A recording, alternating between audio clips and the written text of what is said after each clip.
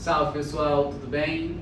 Estamos aqui então para mais um vídeo, o nosso laboratório de número 7, o desafio do empreendedorismo no Brasil. Esse é um tema muito importante que já tem aí bastante tempo que é apontado como um tema possível para o Enem e ele pertence ao eixo economia e trabalho.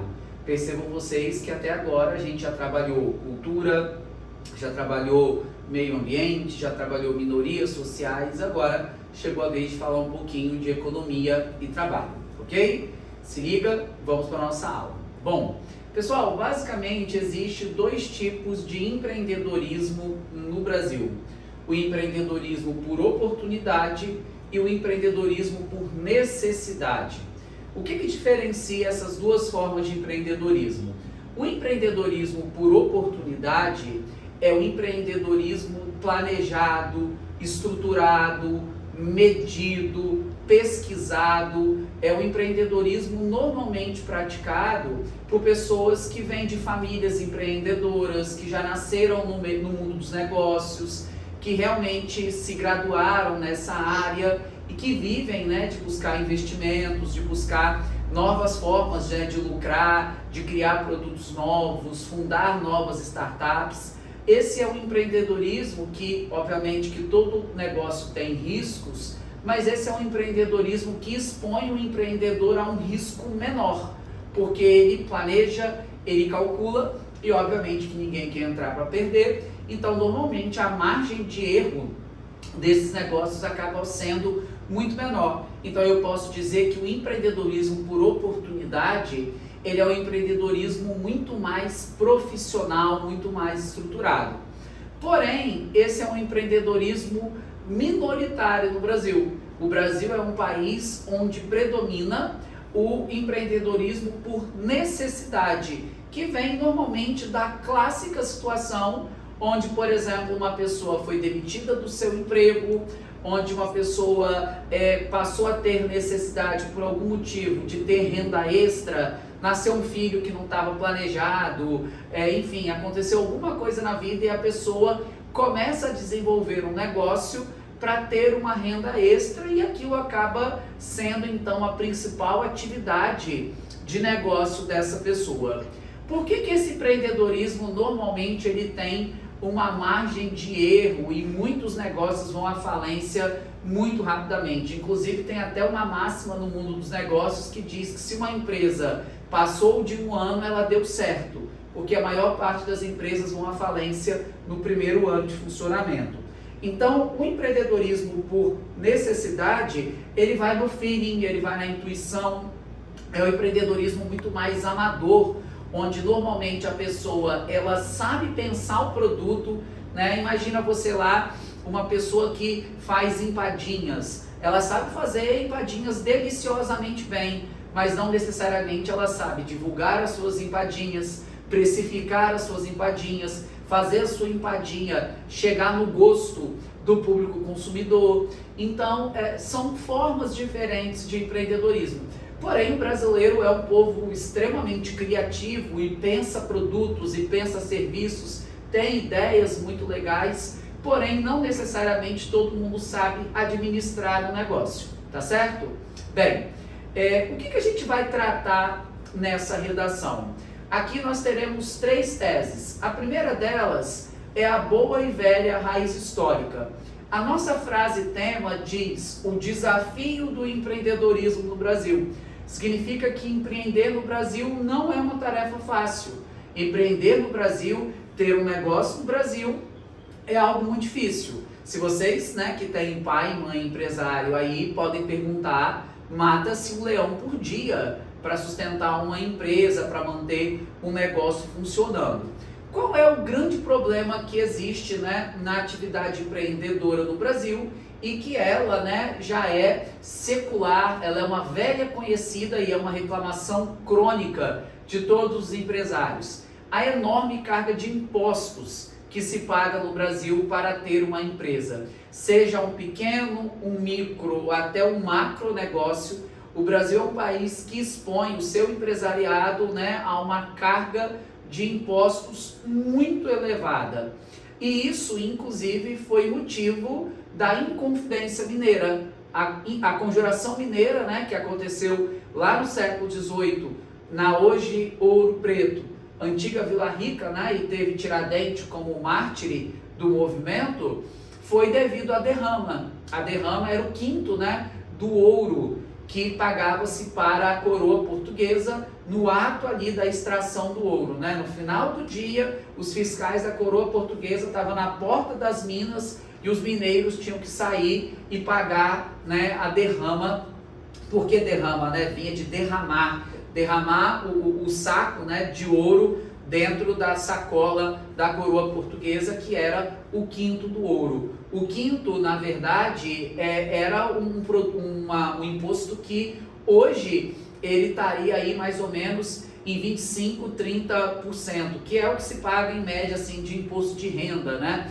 Naquela época já era considerado um imposto abusivo. Significa dizer então que desde o século XVIII reclama-se da enorme quantidade de impostos que se paga no Brasil.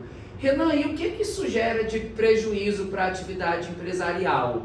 Um dos enormes prejuízos para a atividade empresarial é que o empreendedor, principalmente nos primeiros anos, até ele conseguir pagar o investimento que ele fez na empresa dele, né, os equipamentos, as estratégias de divulgação, até ele conseguir quitar isso tudo para poder ter lucro, fica muito pesado a enorme quantidade de impostos que se paga no Brasil hoje. Então, muitos empreendedores acabam fazendo o quê? Acabam ou nem sequer registrando as suas empresas, permanecendo na informalidade.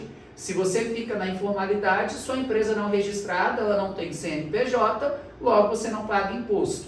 Em compensação também, você não existe, você não tem registro, você não pode empregar ninguém, você não consegue comprar com desconto, enfim, é muito ruim isso. Mas é a maneira como muitos empreendedores sobrevivem por anos, né? Que é basicamente permanecer informal. Ou vai para uma outra via, e aí isso já entra até num dilema ético e moral, que é a sonegação de impostos, né? Muitos empreendedores acabam sonegando impostos, acabam não pagando todos os impostos devidos, porque senão o negócio do indivíduo acaba não sobrevivendo. Então, a primeira possibilidade de tese, de argumento para essa redação é vocês tratarem da raiz histórica, onde a gente vai explicar esse histórico de impostos abusivos, né? O Brasil tem uma das maiores cargas tributárias do planeta, tá certo? Vamos então para a segunda possibilidade de argumento. A segunda possibilidade de argumento diz respeito à falha educacional. Embora o novo ensino médio já traga, né, alguns elementos que sinalizam a importância de trabalhar dentro da escola a educação empreendedora e a educação financeira, durante muito tempo não se falou disso no Brasil e nós não estamos vendo isso ainda sendo posto em prática nas escolas brasileiras, sejam públicas ou privadas. O empreendedorismo ainda não é um conteúdo amplamente discutido dentro das escolas. Muito dentro daquela coisa que a gente já discutiu em outros momentos, de sermos uma escola ainda conteudista, ainda preocupada com vestibular, ainda muito técnica, uma escola que ainda hoje ela não prepara o aluno para a demanda da vida cotidiana. Então a gente pode dizer que o fato de não se discutir o empreendedorismo dentro da escola, a gente está formando pessoas sem a capacidade de empreender. Então é aquele indivíduo que quando se arrisca a ter um negócio, ele vai fracassar de primeira, porque ele não tem nem as noções básicas de empreendedorismo que ele poderia estar aprendendo durante o seu percurso escolar. Então nós estamos formando empreendedores inaptos, né? Com pouca aptidão, que rapidamente vão à falência, como consequência de uma escola que não trabalha o empreendedorismo junto aos seus alunos. Na verdade, na maior parte das escolas, o empreendedorismo é aula de juros simples, juros compostos, aula de exercício de porcentagem, tudo bem, isso é importante, mas isso não é o todo da educação empreendedora, né? Então, de alguma maneira, o fato do Brasil ainda hoje não estimular esse tema dentro das escolas compromete a formação de indivíduos que tenham as diretrizes básicas na hora que eles se dedicam a empreender, tá certo? Então essa seria a nossa segunda possibilidade de argumento. E a terceira possibilidade de argumento, pessoal, para essa redação é a própria negligência do Estado brasileiro em relação a esse tema. Além da histórica carga tributária elevada, que é o que eu apontei como primeira tese, o Brasil ainda é um país muito burocrático na hora da abertura de empresas, na hora de obter todos os alvarás, todas as licenças, né? Pagar todos os tributos para colocar o negócio de pé para funcionar, ainda demora muito no Brasil. Em média, para se obter todas as licenças, para uma empresa ficar 100% regularizada, dependendo do ramo do negócio, até 90 dias, para se obter todas as licenças, todos os alvarás possíveis para a empresa ficar regularizada. Sendo que na Europa, nos Estados Unidos, isso é coisa de minutos na frente do computador se resolve. Então o Brasil ainda é um país que negligencia a atividade empreendedora, né?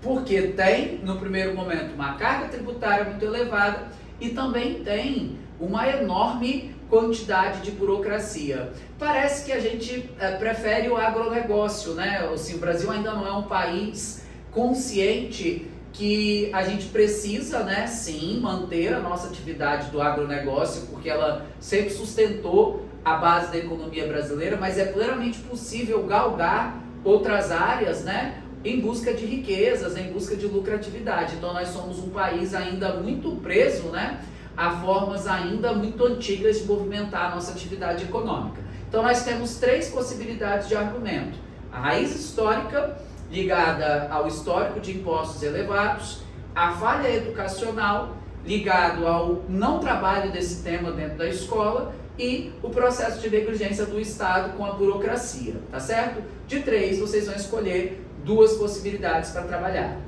Quais são os repertórios possíveis para essa redução, pessoal? A gente tem aqui, né, a história como área do conhecimento, a Inconfidência Mineira, a Revolução Industrial, a globalização, a crise de 29, o milagre econômico e o plano real. Vamos lá, cada uma delas. A Inconfidência Mineira, justamente pelo fato de que foi a Inconfidência Mineira motivada, né, pela questão da derrama alta de impostos. Então você vai fazer um paralelo de comparação dizendo aí que desde o século XVIII quem empreende reclama, né, dos altos impostos, mas que ao longo dos séculos a coisa não melhorou, muito contrário, ela piorou. A Revolução Industrial e a globalização são momentos em que as relações de trabalho elas mudam, né? As pessoas começam de alguma maneira a se movimentar, a criar outros postos de trabalho. Então são alusões chaves assim quando a gente fala de qualquer coisa relacionada à economia e trabalho. A crise de 29, que levou muitos empreendedores à falência, né, que é o chamado crack da Bolsa de Valores de Nova York de 29, né, que levou empresários a se suicidarem porque perderam tudo. Então daria para trabalhar nessa contextualização. O milagre econômico, né, o suposto milagre econômico que aconteceu no Brasil, período ditatorial, e que teoricamente ele fez a concentração de renda no Brasil subir, né? Então a gente, durante o período do milagre econômico, enriqueceu uma pequena fatia da população e não enriqueceu outra, né? E essa fatia não rica é quem teve que começar a empreender. E o plano real, né? O plano real, que aí de 1993, 94, né? A moeda do real, ele começa a surgir como uma tentativa de estabilizar a inflação, e é o momento onde a atividade empreendedora vai ganhando um pouco mais de força, tá certo? Da literatura, eu estou sugerindo um livro muito legal chamado Sonho Grande. Esse é um livro de Cristiane Correia. Cristiane Correia é uma jornalista e nesse livro ela conta a história de um trio de empreendedores: Jorge Paulo Lemann, Beto Sucupira e esqueci o nome do segundo, mas acho que é Jorge Paulo Lemann, Beto Sucupira e, enfim, não vou lembrar. Mas depois vocês pesquisem aí. Mas é um trio de empreendedores e a especialidade desses caras era comprar empresas indo à falência e ressuscitar essas empresas. Entre as empresas que pertencem a esse trio de investidores está nada mais, nada menos que a Ambev, né, que é o maior conglomerado de marcas de cerveja, né, do mundo. Para vocês terem uma ideia, a Budweiser, que é uma cerveja, né, que hoje é muito consumida, as pessoas de maneira geral gostam muito da Budweiser. Nos anos 80, 90, quando ela foi adquirida aí pelo grupo, era uma cerveja que não tinha o prestígio que tem hoje. Eles recalcularam tudo dentro dessa empresa, refizeram o marketing da Budweiser e ela se transformou, né, numa cerveja muito conhecida e apreciada. A maionese Lemon, né, também pertence a esse grupo. Então o livro ele conta a história desse trio de empresários, né, que eram amigos e que faziam negócio juntos. É uma narrativa muito gostosa de ler porque é em tom jornalístico, então muito simples, as aventuras deles, né, tentando comprar empresas, conseguindo, né, galgar um dos negócios. Coloquei aqui alguns filmes para vocês, né? O Lobo de Wall Street, que é um filme com Leonardo DiCaprio muito premiado, né, que vai mostrar ali o quanto que o personagem central era um indivíduo empreendedor, um filme muito conhecido e muito premiado. O Poderoso Chefão, né, obviamente que é uma narrativa onde, embora tenha ali a questão dos negócios clandestinos, né, mas a mentalidade dele de multiplicar coisas era uma mentalidade muito empreendedora. A Procura da Felicidade, com Will Smith, né, é um filme que mostra isso muito claramente. O protagonista, que ele chega ao ponto de viver na rua com o filho dele de 5 anos de idade, mas ele nunca deixou de acreditar que era possível, né, galgar um negócio. E uma série que eu pessoalmente adoro, que é o Shark Tank Brasil, vocês podem estar citando também, né? Existe o Shark Tank Estados Unidos, Shark Tank Colômbia, enfim, né? México, tem de vários países, que é o Negociando com Tubarões, onde as pessoas chegam lá para tentar vender os seus produtos, as suas ideias para empresários conhecidos e consagrados, né? No caso do Brasil, os empresários são o dono da Polishop, o dono da Chili Beans, o dono do China Box, enfim, né? São pessoas muito famosas do meio empresarial, e é muito legal esse programa, né? Tem tudo a ver com a questão do empreendedorismo, beleza? Da música, eu coloquei essas duas canções que, embora elas não falem exatamente de empreendedorismo, tem versos dessas canções que poderiam ser citados. Quando o sol bater na janela do seu quarto, da Legião Urbana, tem um pedaço que diz: o sol nasce para todos, só não sabe quem não quer. Esses dois versos seriam plenamente trabalháveis numa introdução para dizer sobre essa necessidade de ir à luta. A atividade empreendedora é uma atividade que coloca o indivíduo para se mexer, para ir à luta, para sair da zona de conforto, né? E o Tente Outra Vez, do Raul Seixas, né? Quando ele diz: tente outra vez, você será capaz de sacudir o mundo, né? Tente outra vez, basta ser sincero e desejar profundo, você será capaz de sacudir o mundo. Ou seja, são duas canções motivacionais, né? Nesse sentido da necessidade de que realmente quem quer empreender precisa se mexer, precisa, né, ir à luta de fato, beleza? Então esses repertórios seriam possíveis para vocês trabalharem na introdução. Para os desenvolvimentos, eu coloquei 3 pensadores apenas, um para cada tese, mas vocês têm aí repertório pra caramba, né? Que já foram trabalhados em laboratórios anteriores ou em aula. Para os desenvolvimentos, o Hegel, para trabalhar dentro da ideia da raiz histórica, né? Ele diz que todo processo social é um processo histórico, então daria para alinhar com a ideia do problema histórico crônico que o Brasil tem de ter uma elevada carga tributária, aí dá para citar em Confidência Mineira. O Edgar Morin, né? Quando ele fala que reforma de pensamento é reforma de educação, se quisermos mudar a mentalidade das pessoas, precisamos mudar a educação dessas pessoas. E aí é muito necessário que se coloque o empreendedorismo dentro da escola. Então, se eu quero mudar a maneira como as pessoas enxergam o empreendedorismo, os negócios, formar pessoas, né, empreendedoras, eu preciso levar esse conhecimento para dentro da escola.